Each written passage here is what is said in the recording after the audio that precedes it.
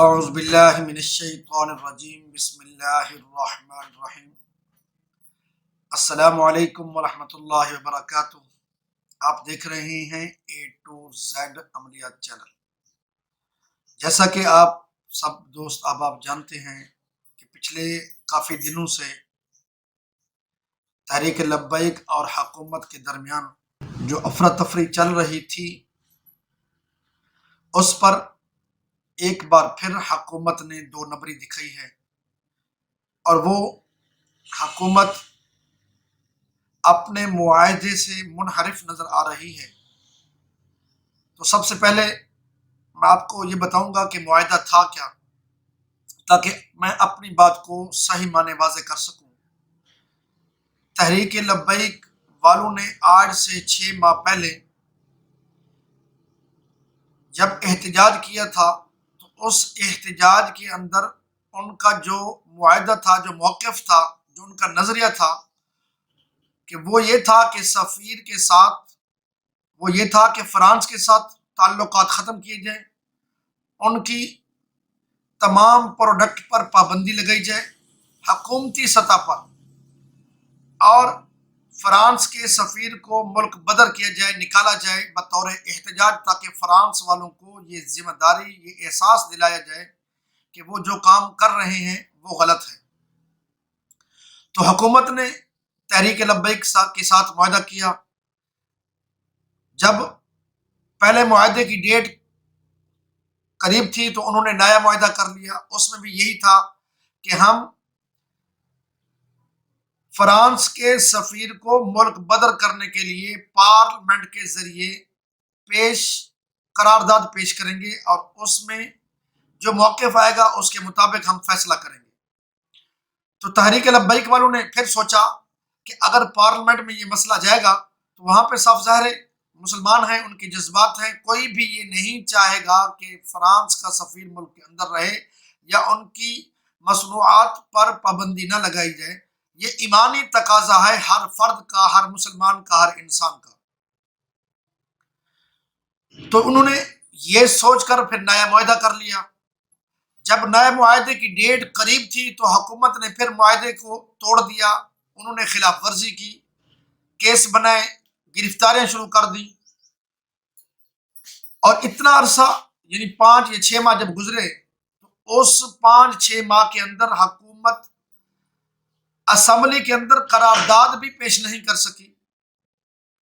اور جب یہ افراتفری بڑھ گئی، دونوں طرف سے شہادتیں ہوئیں، اور تحریک لبیک والوں نے کافی سارے لوگوں کی شہادتیں دی، اور بہت سارے لوگ زخمی ہوئے، اور سامنے پولیس والے بھی زخمی ہوئے، ان کے 2 لوگ بھی شہید ہوئے۔ تو اتنی شہادتوں کے باوجود جب بل مجبوراً حکومت کو پاس کرنا پڑا تو اس میں حکومت نے منافقت کی، 2 نمبری کر دی۔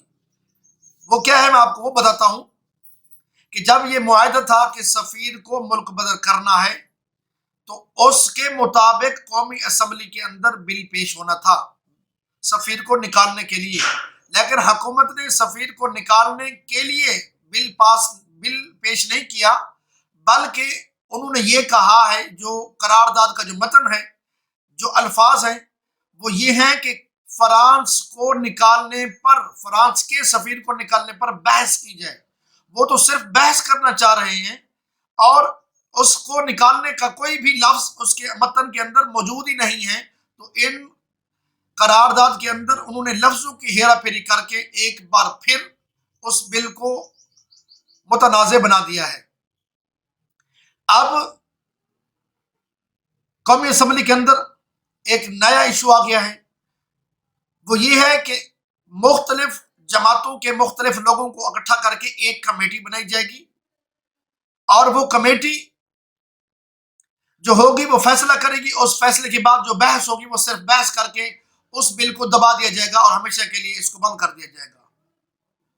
جبکہ تحریک لبیک والوں کا یہ نظریہ تھا کہ اگر یہ پارلیمنٹ سے بل پیش کرتے ہیں اور وہاں پر قرارداد منظور نہیں ہوتی تو کم سے کم ایم این اے جو لوگ ہیں جنہوں نے عوام سے ووٹ لے کر اسمبلی میں پہنچے ہیں، تاکہ ان کا چہرہ ان کے حلقوں والوں کے نظر سامنے آ جائے، تاکہ وہ پہچان سکیں کہ ان کے MNA کس نظریے کے مالک ہیں، کس رجحان کے مالک ہیں، ان کی اوقات کیا ہے، ان کا مذہب اور اسلام کے ساتھ کتنا تعلق جڑا ہوا ہے، تاکہ وہ نیکسٹ جو اپنے حلقے میں جائیں تاکہ عوام کا سامنا کرنے کے لیے ان کو مشکلات پیش ہوں۔ تو یہ بھی تحریک لبیک والوں کا نظریہ تھا، لیکن اس پر بھی حکومت اور اپوزیشن نے منافقت کی اور ایک کمیٹی بنائی جا رہی ہے جو کہ اندرون خانہ، جس پر عوام کو کوئی معلوم ہی نہیں ہوگا کہ کس کمیٹی کے کس بندے نے یا کس پارٹی کے کس لوگ نے اس پر قرارداد پیش کی ہے یا اس کو تسلیم کیا ہے یا نہیں کیا۔ یہ سارا چیز اندرون خانہ بنائی جا رہی ہے، چھپا کے بنائی جا رہی ہے، عوام کو دھوکہ دیا جا رہا ہے اور عوام کے اور مسلمانوں کے جذباتوں کے ساتھ پھر ایک بار کھیلا جا رہا ہے۔ تو ہم حکومت کو متنبہ کرنا چاہتے ہیں کہ اتنی شہادتوں کے باوجود بھی اگر آپ کو عقل نہیں آئی تو کب عقل آئے گی؟ کیا آپ چاہتے ہیں کہ ملک کے اندر ایک بار پھر افراتفری پیدا ہو جائے؟ کیا آپ چاہتے ہیں کہ ملک کے اندر پھر تنازع کھڑا ہو جائے؟ کم سے کم آپ لوگ یعنی حکمران یا اپوزیشن کے لوگ ہوں یا وہ PTI کے لوگ ہوں، کوئی بھی ہو، ان کو چاہیے کہ وہ ایک بار قومی اسمبلی کے اندر بل پیش کر دیں، قرارداد پر کوئی منظور کرنے کے لیے ووٹ دیتا ہے یا نہیں دیتا، تاکہ عوام کو پتہ چل سکے یہ ہمارا موقف ہے۔ تو ہم یہ مطالبہ کر رہے ہیں کہ ہمارے موقف کو مانا جائے۔ اگر ایسا نہ کیا گیا تو پھر تحریک لبیک کیا پورے مسلمان ایک بار پھر سراپا احتجاج بن جائیں گے۔ پلیز عوام کے خون سے نہ کھیلا جائے، عوام کے جذبات سے نہ کھیلا جائے اور اس پر بہتر سے بہتر فیصلہ کیا جائے۔ اور جب اب تیسرا معاہدہ ہوا ہے، اس معاہدے کے اندر شیخ رشید نے ایک بار پھر بےایمانگی کر لی ہے، ایک بار پھر اس نے اپنے موقف سے وہ ایک بار پھر ہٹ گیا ہے۔ تو شیخ رشید صاحب کو بھی چاہیے کہ جب اس نے معاہدہ کر لیا تھا، اس نے بتا دیا تھا کمیٹی کے سامنے بیٹھ کے کہ ہم مقدمات کو ختم کر دیں گے، تمام قسم کے اس نے لفظ استعمال کیا تھا۔ اب وہ کہتا ہے کہ فلاں جو مقدمات ہوں گے وہ مقدمات ہو چکے ہیں، وہ خارج ہوں گے اور باقی خارج ہی نہیں ہوں گے۔ وہ ایک پروسیجر کے ساتھ چلے گا۔ جب پروسیجر کے ساتھ چلنا تھا تو پھر معاہدہ کس بات کا تھا؟ پھر اتنی لمبے چوڑے مذاکرات کس لیے کیے تھے؟ تو یہ مذاکرات کرنا اور اس پر ایک بار پھر منحرف ہونا یہ وعدہ خلافی ہے، اور جو بندہ وعدہ خلاف رہتا ہے تو پاکستان کے قانون کے تحت وہ وزیر وہ MNA بننے کے بھی قابل نہیں رہتا۔ امید کرتا ہوں کہ میری یہ تمام دوستوں کو میری بات سمجھ آئی ہوگی۔ اگر سمجھ آئی ہے پلیز اس کو آگے شیئر کریں، زیادہ سے زیادہ شیئر کریں تاکہ ہماری آواز حکمرانوں تک پہنچ سکے۔ اللہ تعالیٰ ہم سب کا حامی ناصر ہو۔ السلام علیکم ورحمۃ اللہ وبرکاتہ۔